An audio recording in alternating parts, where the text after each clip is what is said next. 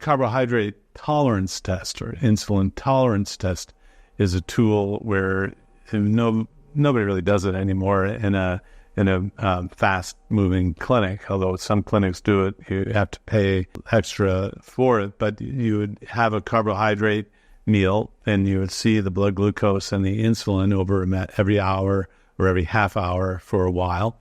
And it, through the years, was useful to diagnose not only early diabetes, prediabetes, but also reactive hypoglycemia. So if some people eat the carbs, the insulin goes up, and then there's an overshoot so that the blood sugar goes way down. This is usually about 2 hours after eating the carbohydrates. And this kind of insulin tolerance test, Kraft called it the Kraft test and published books on this. And so you can actually do this, but most people don't do that anymore.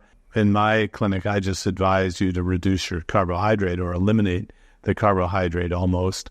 You don't have to measure these sorts of things. But I suppose if you're not sure that you need to make a change, if you're really kind of hooked on carbs, I mean, if you can't give up a food for at least a few days, that's almost an addiction, isn't it? You have the ability to do whatever you want. If you're unable to give up a food or a behavior and or a drug, that is something we call addiction. And addiction is defined as continuing to use something even though your health is going down. So if it makes you sick and you can't stop, if you're a smoker and you cough as a result of the smoking, you can't stop smoking, we call that an addiction. Is this doctor really just facilitating the use of sugar for sugar addicts to reassure them that they're not necessarily unhealthy? Yeah, probably he is,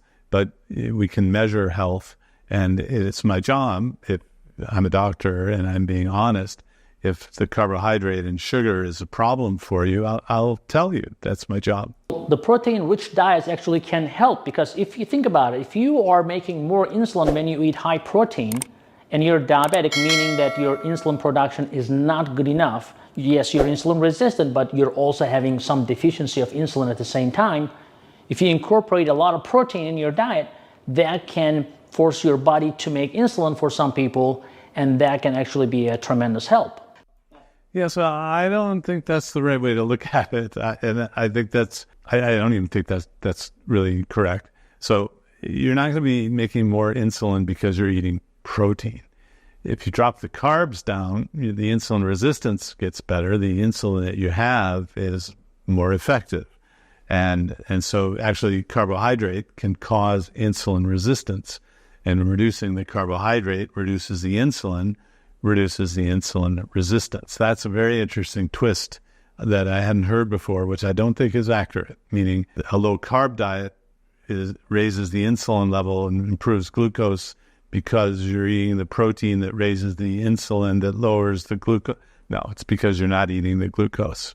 Now, traditional carb counting may not be great for those people who respond with more insulin to protein and fat. Then you have to think a little bit differently. Now, I've been telling my patients also, especially type 1s, they sometimes concentrate on too much protein, but they don't make any insulin. Well, that protein can actually increase your glucose, albeit more slowly.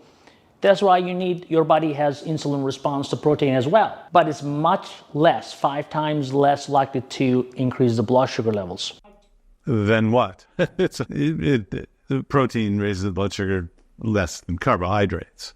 So funny, you just couldn't say it. Or think about it, you're type 2 and you're eating protein and you have the ability to make the insulin. Now the carbohydrates you eat will be taken care of by the proteins you eat, because the protein is stimulating the insulin. So I think that's partly because of the GLP-1 hormones that are stimulated in our intestinal system when we eat proteins, and that some people are very much responsive.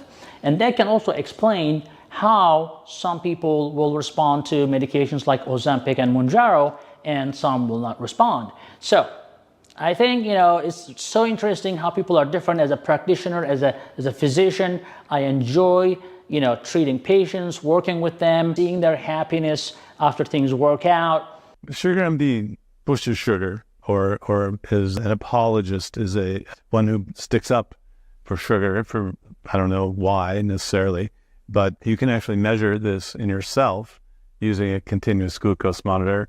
You can measure your blood pressure on your own using a blood pressure monitor.